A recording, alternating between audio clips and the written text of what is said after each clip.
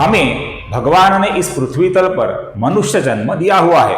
अपने इस मनुष्य जन्म का क्या प्रयोजन है दोस्तों? जब तक आप जीवित हो तब तक मौज मस्ती करो, ऐश करो।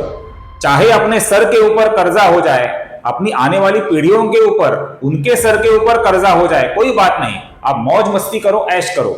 क्यों?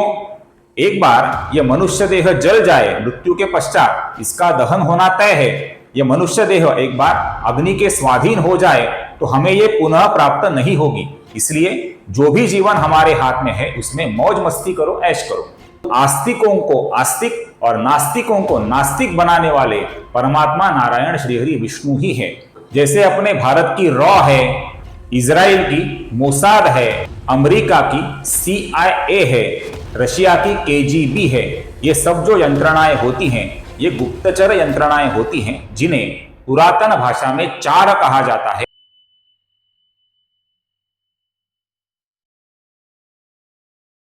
नमस्कार दोस्तों, पिछले कुछ वीडियो के माध्यम से हम श्री विष्णु सहस्त्रनाम शुद्ध उच्चारण एवं संक्षिप्त हिंदी अर्थ का अध्ययन कर रहे हैं। विष्णु सहस्त्रनाम कैसे पढ़ें, इसका विचार हम कर रहे हैं और इस मालिका का आज का हमारा श्लोक क्रमांक 46 श्लोक 46 का वीडियो है। हमेशा की तरह आप सभी से मेरी नम्र विनती है, कृपया इस वीडियो को स्किप किए बिना अंत तक जरूर देखिए। इस वीडियो में भी बहुत ही महत्वपूर्ण और रोचक जानकारी आपको मिलने जा रही है। तो चलिए वीडियो को शुरुआत करते हैं। आज का हमारा श्लोक है श्लोक क्रमांक 46 श्लोक 46 और ये श्लोक इस प्रकार है। विस्तारः स्थावरस्थाणुः प्रमाणम बीजमव्ययम् अर्थोनर्थो महाकोशो महाभोगो महाधनः। अब यहां पर ध्यान से देखिए, पहला नाम है विस्तारः। विस्तारः का जो विसर्ग है, इसके आगे स्थावर का स आया हुआ है। इस कारण से इस विसर्ग का हम हल्का सा स, अपूर्ण स ऐसा उच्चारण करते हैं। स्थावर स्थाणु का जो णुम है ये ह्रस्व है, तो इसका हमें छोटा ही उच्चारण करना है, ह्रस्व ही उच्चारण करना है। ये स्थावर स्थाणु नहीं है, ये स्थावर स्थाणु है, ह्रस्व है। और इसका जो विसर्ग है, इसके आगे प्रमाणम का प आया हुआ है। इस कारण से इस विसर्ग का हम हल्का सा फ, अपूर्ण फ ऐसा उच्चारण करते हैं। प्रमाणम, फिर है बीजमव्ययम्। यहां पर बी दीर्घ है, बीज है, ये बीज नहीं है, बीज है। बीजम कैसा बीज? अव्ययम, बीजमव्ययम्। आगे की पंक्ति में पहला नाम है अर्थः और उसके आगे का नाम है अनर्थः। इन दोनों को जोड़ने के बाद ये जो चिन्ह बनता है, ये क्या है दोस्तों? हम पहले देख चुके हैं। इसे कहा जाता है अवग्रह और इसका हम लंबाई से उच्चारण करते हैं। हमने पिछले कई श्लोकों में ये देखा है। तो इसका उच्चारण होगा अर्थः और अनर्थः, अर्थात अर्थोनर्थः, अर्थोनर्थः। और अर्थोनर्थः अर्थात अनर्थः का जो विसर्ग है, इसके आगे महाकोशः का म आने के कारण इसका ओ होता है। तो यहां पर रूप बनता है अर्थोनर्थो। फिर है महाकोशो, ये श है दोस्तों, ये श नहीं है, तो इसका हमें श ही उच्चारण करना है। ये महाकोश नहीं है, ये महाकोश है। महाकोशः का जो विसर्ग है, इसके आगे महाभोगः का म आया हुआ है। इस कारण से इसका महाकोशो हुआ है। उसी प्रकार महाभोगः का जो विसर्ग है, इसका भी महाभोगो हुआ है, क्योंकि आगे महाधनः का म आया हुआ है। और फिर अंतिम नाम है महाधनः। यहां पर दूसरी पंक्ति के अंत में महाकोशः, महाभोगः, महाधनः ये एक पंक्ति में आए हुए हैं। इस कारण से ये जो अलंकार बनता है, इसे कहा जाता है अनुप्रास अलंकार। ये श्लोक का सौंदर्य बढ़ाने वाला अलंकार है। महा महा महा ऐसी महान शब्द की पुनरावृत्ति इस अलंकार में, इस श्लोक में हुई है। तो यहां पर हम सर्वप्रथम पहली पंक्ति का उच्चारण देखते हैं। विस्तार स्थावर स्थाणुः प्रमाणम बीजमव्ययम्। फिर से देखिए, विस्तार स्थावर स्थाणुः प्रमाणम बीजमव्ययम्। अब दूसरी पंक्ति का उच्चारण देखिए। अर्थोनर्थो महाकोशो महाभोगो महाधनः। फिर से एक बार देखिए, अर्थोनर्थो महाकोशो महाभोगो महाधनः। अब संपूर्ण श्लोक का उच्चारण देखते हैं। विस्तार स्थावर स्थाणु प्रमाणम बीजमव्ययम अर्थो महाकोशो महाभोगो महाधन। फिर से एक बार देखिए, विस्तार स्थावर स्थाणु प्रमाणम बीजमव्ययम अर्थो महाकोशो महाभोगो महाधन। क्लियर? आप में से कुछ दर्शक ऐसे हैं जो मेरा वीडियो बहुत ही ध्यान से देखते हैं, मेरी बातें भी बहुत ही ध्यान से सुनते हैं, किंतु अंत में सब्सक्राइब करना भूल जाते हैं। आप मुझे अभी देख रहे हैं, उसके नीचे एक सब्सक्राइब का बटन है, उसके आगे एक बेल आइकॉन है दोस्तों। इन्हें दबाने में आपको 1 या 2 सेकंड से ज्यादा समय नहीं लगेगा, किंतु अगर आप ये कृति करेंगे तो उससे मुझे बहुत ही सकारात्मक ऊर्जा मिलेगी, मुझे प्रोत्साहन मिलेगा, जिससे इस प्रकार के अभ्यासपूर्ण वीडियो आगे लेकर आने के लिए मुझे प्रेरणा मिलेगी। इसलिए सब्सक्राइब बटन और उसके आगे का बेल आइकॉन का बटन ध्यान से प्रेस कीजिए दोस्तों। तो चलिए आगे बढ़ते हैं। अब हम इन नामों के हिंदी अर्थों का संक्षेप में विचार करते हैं। तो सर्वप्रथम नाम है दोस्तों विस्तारः। इसका पहला अर्थ है, श्रीमद् भगवद गीता में जिन भगवान श्री कृष्ण ने सनातन धर्म एवं हिंदू संस्कृति के ज्ञान का 18 अध्याय और 700 श्लोकों में विस्तार किया हुआ है, अर्जुन को समझने में आसानी हो और अर्जुन के माध्यम से आगे आने वाली पीढ़ियों को समझने में आसानी हो, इसके लिए जिन भगवान श्री कृष्ण ने इस ज्ञान का 18 अध्याय और 700 श्लोकों में विस्तार किया हुआ है, उन भगवान श्री कृष्ण को यहां पर कहा है विस्तारः। और विस्तारः इसका दूसरा अर्थ है, जिन परमात्मा नारायण श्री हरि विष्णु ने इस समस्त विश्व का और ब्रह्मांड का ग्रह नक्षत्र आकाश गंगाएं ऐसा अमर्यादित विस्तार किया हुआ है, उन्हें भी यहां पर कहा है विस्तारः। श्रीमद् भगवद गीता में भगवान श्री कृष्ण ने ऐसा कहा है, नास्त्यंतो विस्तरस्य में। भगवान श्री हरि विष्णु उनके परमात्मा स्वरूप के जो भी अगणित पूजनीय स्वरूप है, इनको विभूति कहा जाता है और इन स्वरूपों का, इन विभूतियों का जो विस्तार है, इसका कोई भी अंत नहीं है, ऐसा भगवान श्री कृष्ण ने श्रीमद् भगवद गीता में कहा है। तो इस प्रकार जिनके स्वरूप अमर्यादित हैं, उन परमात्मा नारायण श्री हरि विष्णु को भी यहां पर कहा है विस्तारः। आगे का नाम है दोस्तों स्थावर स्थाणु। इसका अर्थ है, वे परमात्मा नारायण श्री हरि विष्णु जो स्वयं स्थिर रहते हैं और जो स्वयं स्थिर रहते हुए ग्रहमाला, नक्षत्रमाला और आकाश गंगाएं इनको अपनी कक्षा में भ्रमण करने के लिए आधार प्रदान करते हैं, उन परमात्मा नारायण श्री हरि विष्णु को यहां पर कहा है स्थावर स्थाणु। स्थावर का अर्थ होता है न हिलने वाले। इस पृथ्वी पर जो भी पर्वत हैं, उन्हें स्थावर कहा गया है दोस्तों। स्थावराणाम हिमालयः अस्मि, ऐसा भगवान श्री कृष्ण ने श्रीमद् भगवद गीता में कहा है कि इस पृथ्वी तल पर जो भी पर्वत हमें दृश्यमान हो रहे हैं, उनमें पर्वतराज हिमालय में स्वयं हूं, ऐसा भगवान श्री कृष्ण ने श्रीमद् भगवद गीता में कहा है। स्थाणु का अर्थ है दोस्तों, वे शिवशंकर महादेव अर्थात नारायण श्री हरि विष्णु के प्रतिरूप जो इस पृथ्वी तल पर शिवलिंग ज्योतिर्लिंग के स्वरूप में ऊर्जा के अक्षय स्रोत बने हुए हैं, उन्हें यहां पर कहा है स्थाणु। आगे का नाम है दोस्तों प्रमाण। परमात्मा नारायण श्री हरि विष्णु स्वयं ज्ञान स्वरूप है। संवित ज्ञान स्वरूप होने के कारण वे अपने अस्तित्व का प्रमाण लोगों को स्वयं ही अपनी इच्छा से देते हैं। इस पृथ्वी तल पर जो भी आस्तिक हैं, अर्थात जो भी भगवान के अस्तित्व को मानने वाले हैं और जो नास्तिक हैं, जिन्हें भगवान का अस्तित्व स्वीकार नहीं, उन आस्तिकों को आस्तिक और नास्तिकों को नास्तिक बनाने वाले परमात्मा नारायण श्री हरि विष्णु ही है। इस अर्थ से यह नाम है प्रमाणम। आगे का नाम है दोस्तों बीजम अव्ययम। बीज का अर्थ होता है इस संसार का, इस समग्र विश्व का उत्पत्ति स्थान, निर्मिति स्थान।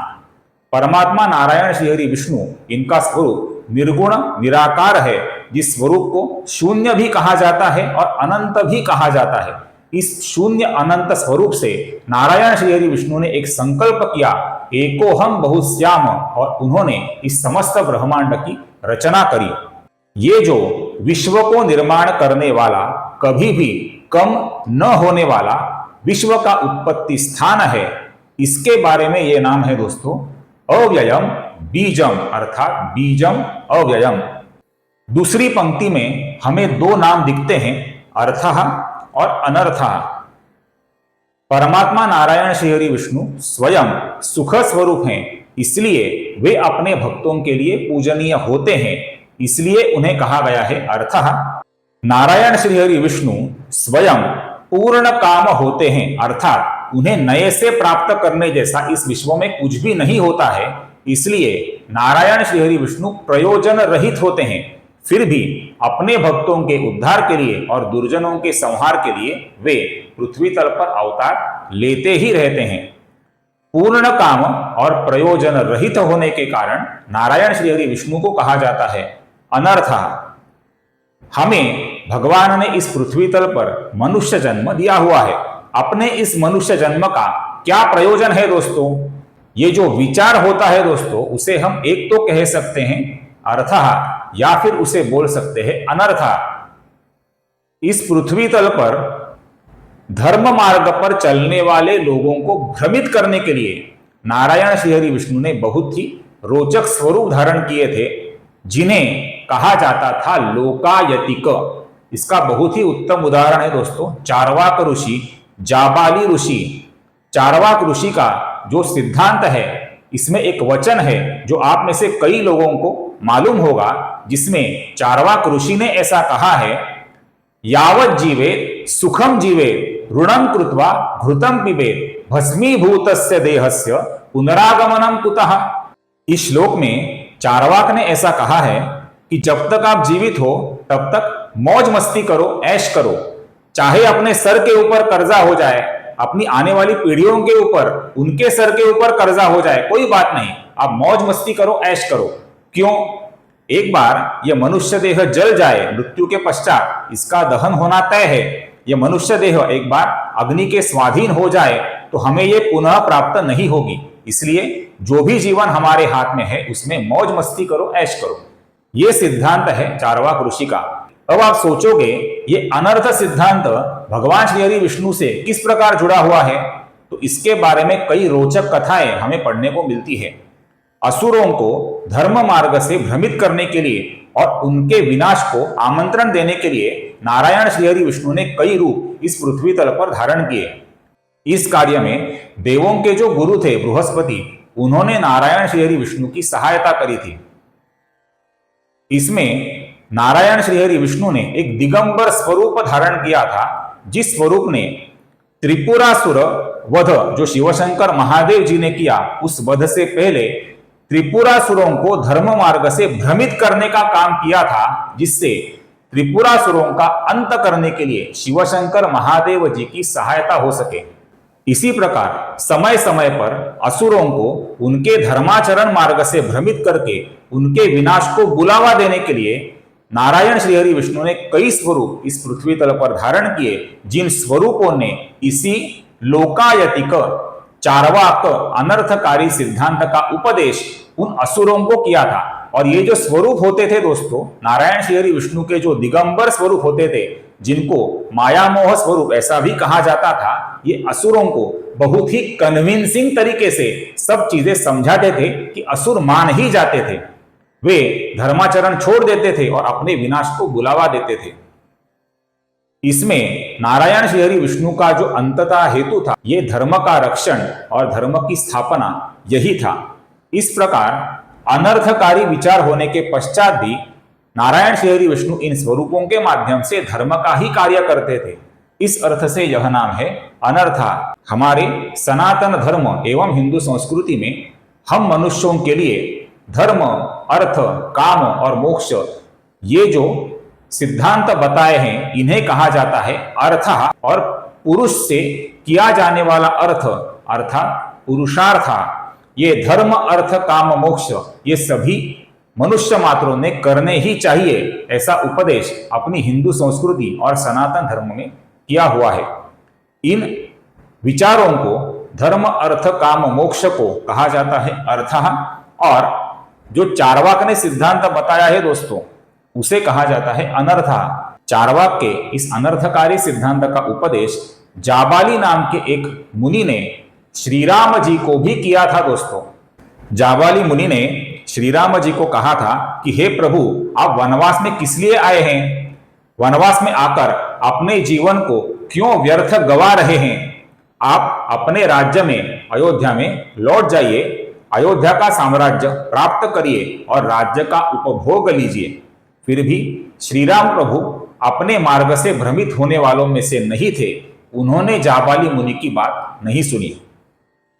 तो ये बहुत ही रोचक अर्थ है दोस्तों, अर्थः और अनर्थः इन नामों का। आगे का नाम है महाकोशः। महाकोशः का अर्थ होता है खजाना। कोई भी राज्य होता है दोस्तों, उसे 6 प्रकार का बल प्राप्त होना चाहिए, ऐसा कहा जाता है, जिसे कहा जाता है षडंग बल। 6 प्रकार का बल, और इस बल में कुल 6 अंग होते हैं दोस्तों। और ये अंग इस प्रकार हैं। पहला अंग होता है राजा का या राज्य का मंत्रिमंडल, जो राजा को उचित सलाह देने का काम करता है। दूसरा अंग होता है महाकोशः, अर्थात राज्य का खजाना। तीसरा अंग होता है राज्य में जो भी दुर्ग होते हैं, किले होते हैं, ये राज्य का बल होता है। चौथा अंग होता है राज्य की सेना, जो राज्य का रक्षण करने का काम करती है, युद्ध में शत्रुओं को पराजित करने का काम करती है। पांचवा अंग होता है राज्य की प्रजा, जो राजा से प्रेम करती है और राजा की सहायता भी करती है। और छठवां अंग होता है दोस्तों चार, अर्थात राज्य की गुप्तचर यंत्रणा। हमारी आज की भाषा में इसे सीक्रेट सर्विस कहा जाता है। जी हाँ दोस्तों, जैसे अपने भारत की रॉ है, इजराइल की मोसाद है, अमेरिका की CIA है, रशिया की KGB है। ये सब जो यंत्रणाएं होती हैं, ये गुप्तचर यंत्रणाएं होती हैं, जिन्हें पुरातन भाषा में चार कहा जाता है। और यह है राज्य का छठवां बल। इन 6 प्रकार के बलों में जो दूसरा बल है, यह राज्य का खजाना होता है। इसे नारायण श्रीहरि विष्णु का ही आशीर्वाद माना जाता है, क्योंकि लक्ष्मी माता जो धन की देवी हैं, वे श्रीहरि विष्णु जी की पत्नी हैं। इस अर्थ से यह नाम है महाकोशः। आगे का नाम है दोस्तों महाभोगः। आत्मनि एव आत्मना तुष्टः महाभोगः स उच्यते। अर्थात जो अपने आप में आनंद में स्थित होते हैं, उन नारायण श्रीहरि विष्णु को कहा जाता है आत्मसंतुष्ट होने के कारण महाभोगः, परमानंद अवस्था में, परमानंद में स्थित। नारायण श्रीहरि विष्णु हमेशा समाधि अवस्था में मग्न रहते हैं। इस समाधि अवस्था को परम आनंद देने वाली अवस्था कहा जाता है। इस प्रकार नारायण श्रीहरि विष्णु का जो आनंद होता है, ये उनके खुद के ऊपर निर्भर करता है दोस्तों। हम मनुष्यों का वैसा नहीं होता। अपना जो आनंद होता है दोस्तों, ये हमेशा दूसरों पर निर्भर करता है। उसने मेरे साथ ऐसा बर्ताव किया, इसलिए मैं दुखी हूं। उसने मेरे साथ ऐसा बर्ताव किया, इसलिए मैं आनंदी हूं। इस प्रकार हम मनुष्यों का जीवन चलता रहता है। मनुष्यों का आनंद हमेशा दूसरों पर निर्भर होता है। नारायण श्रीहरि विष्णु का आनंद उनके खुद के ऊपर निर्भर करता है।